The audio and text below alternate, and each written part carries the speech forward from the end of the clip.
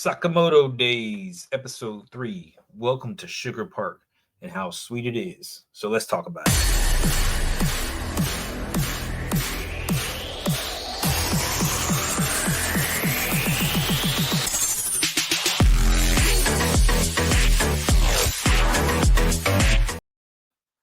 Sakamoto Days is definitely shaping up to be a really fun one. So this is Episode 3. Welcome to Sugar Park.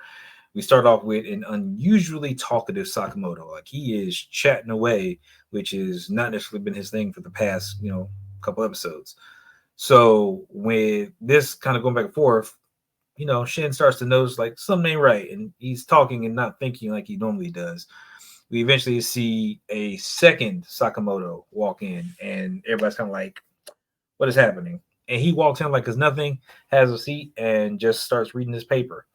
In the process of that, all of a sudden we see that this Sakamoto decides to attack the Sakamoto that's sitting down, and basically draws a weapon versus so it's box cutter versus a weapon, and in the process of that they end up both retracting, and we see that the standing Sakamoto turns into another hitman named Nagamo. And Nagamo says that, yeah, I'm just from across the street. So that, and, he works at the grocery store across the street and they're old friends. But, he was obviously lying because, like, there is no grocery store across the street. And that just seems to be his kind of thing. He just lies about stuff and who he is or whatever because he has this shape shifting ability. Don't know how it happens or what happens. He just is able to change back into himself after pretending to be someone else for X amount of time. Don't know. Like we can't really explain Shin's powers and how he got his powers of clairvoyance, but it's a thing. It's there. We deal with it. So throughout this, we see them kind of have an exchange because they used to work together, and in the process of them working together, they actually have another guy come in. Now he's explaining the bounty, like it's a 1 million, like 1 billion yen, I think, bounty on Sakamoto. He's explaining like, hey, it's gonna go live here officially tomorrow, but it's kind of already live and discussed about now. Just letting you know, is the thing. So kind of gotta deal with it. And while he's talking about this, he's like, "Yeah, I'm 18 years old and whatever." And Sakamoto's like, "No, he's 27." He's just they keep tying him up because he just keeps and hitting him on the head because he keeps lying about stuff. But we have this other hitman that walks in, which is actually a guy called Pizza Nakajimi, and he's sitting there prepared to slice them up with pizza cutters. And in the process of this, he comes in and he is dispatched of very quickly with no problem. And everybody's just, mainly Sakamoto and Lou, they're just kind of eating the pizza while Shin has, pretty much been ready to take out everybody. And he's the one who's most on guard. Everybody else is kind of more relaxed. In the process, we see that Nagumo is like, all right, just letting you guys know, I'm gonna take the pizza guy out with me, but just be on guard. And he leaves. While that's happening, we see from a camera perspective. So there was a camera in the pizza box. The camera is looking at Sakamoto, and there's some people in a room. It's like 7 people, and they're discussing this. Since he took out the Dodokai, the Don, I can't remember who he took out. The Dodokai is who these people are. They're the members of this whole little thing, and they're the ones who sent the pizza guy to kind of get the surveillance and see what's going on with Sakamoto.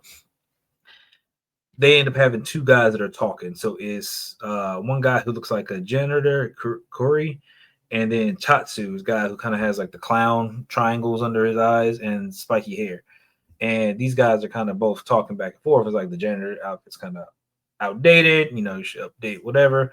Both are like, we're going to take him out at some point, and they're trying to watch to see what's going on. Sakamoto notices the pizza camera. He's like, look, do not come for me, or you will feel my wrath, and just letting you know. And then he shoots the camera and it goes out. He's not playing. Like he lets him know straight up, like, this is what I'm about. So don't mess with me. As Sakamoto and Shin are sitting there having a conversation and trying to, talk about laying low and not, kind of getting into too much, he forgets that freaking his daughter Hana is looking forward to a trip to Sugar Park tomorrow. Can't really lay low. We're going to be out there at this big amusement park. So he's not going to disappoint his baby. So he's got to kind of figure it out. So kind of everybody's on guard at that point. All right, so Sakamoto and Lou found out they don't do rides very well. They're more or less like, yeah, we're gonna get sick. Shouldn't have had all those hot dogs, whatever the case may be. While everybody else is enjoying themselves.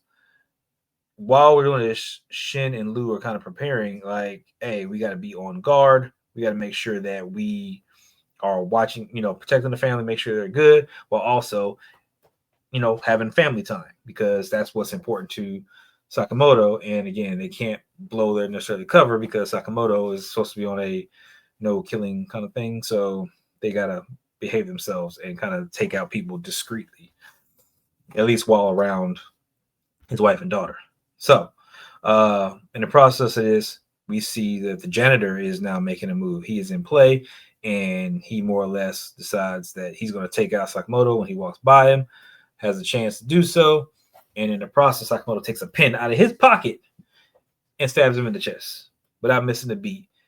Lou comes up with a freaking cross, straight levels the dude like clothesline style, while Shin is coming from the other direction with a basket and just runs him over, pops him into the basket, and they get him off to the woods. And they go assess him and realize, because he's saying like, oh, he took me out in one shot, like that's it. But he was taken out. He literally just kind of passed out. All vital organs were missed. It was a pinpoint precision stab to incapacitate him and not do anything else. So he's left. And Tatsu, the clown guy, he's kind of looking like, I told him not to do it. Like, but I'm impressed that he was able to do it like that. So they're both taking chances to try to take him out here at this amusement park. So they're kind of setting up now. They got to figure out, what's going to happen next while Karai is kind of left laying in the woods. And we see that they're going to go ahead and go on a roller coaster. And remember, Hana is waiting to see, Sugar, I guess, kind of Sugar Rabbit or something like that, who's like the main attraction of this entire thing. We see that, everybody's getting on thing. There's no, on the roller coaster, there's no like clairvoyance because his clairvoyance goes out within 30 meters, I think, and he's got to have the right conditions.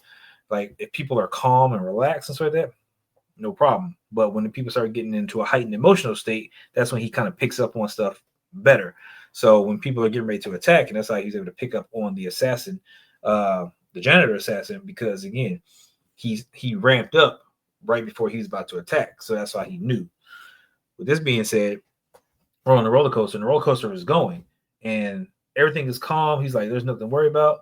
But Lou is suspicious of the spiky haired guy, Tatsu. She's like, something's not right. I don't like it. And then as he's like, did they notice me? Oh, interesting. And that's when his thoughts have given away to Shin. And Shin's like, oh crap, there's one here. And we got to do something.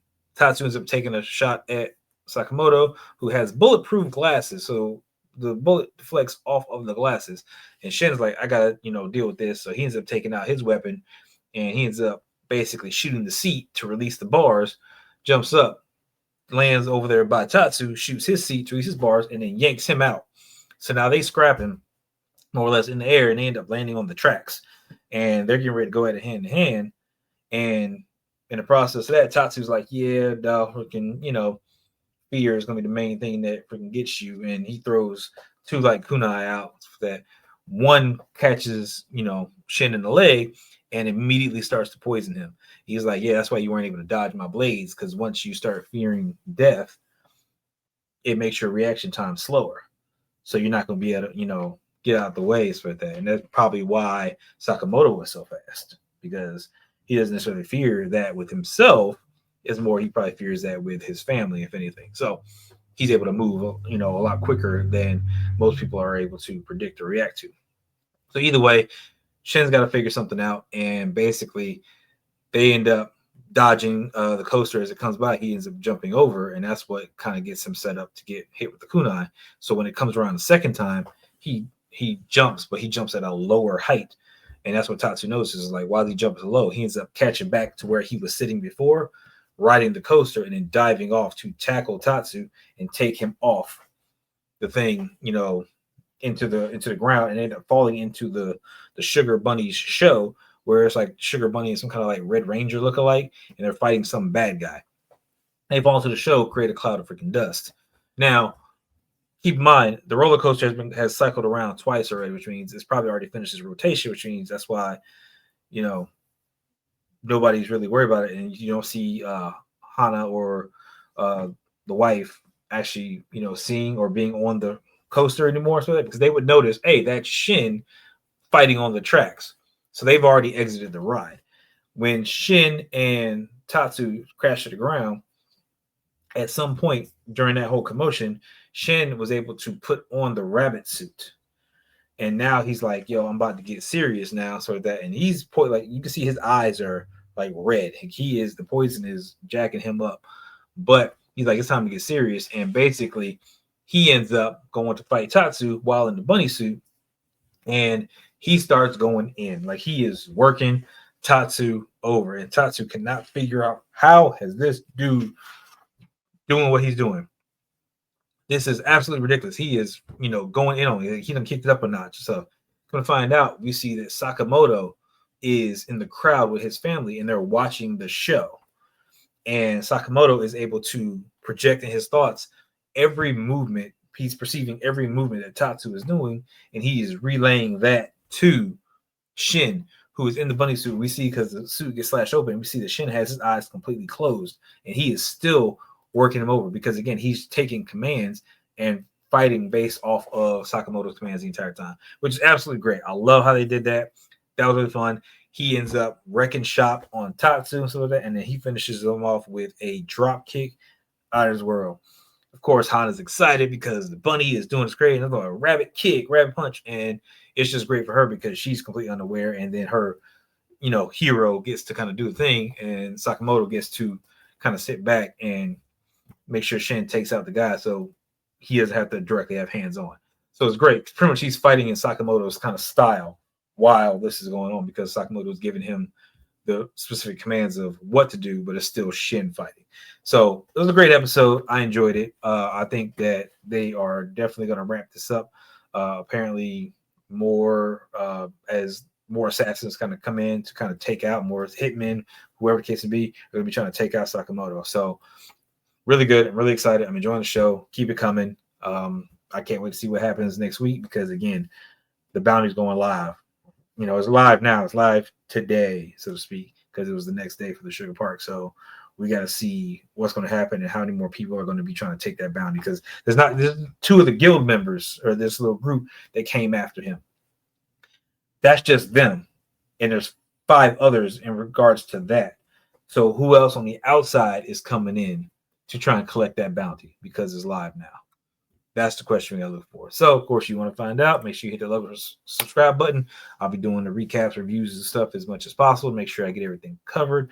But again, I'm excited for this show. Can't wait to see how more of this turns out. And I will catch you guys in the next one. Later.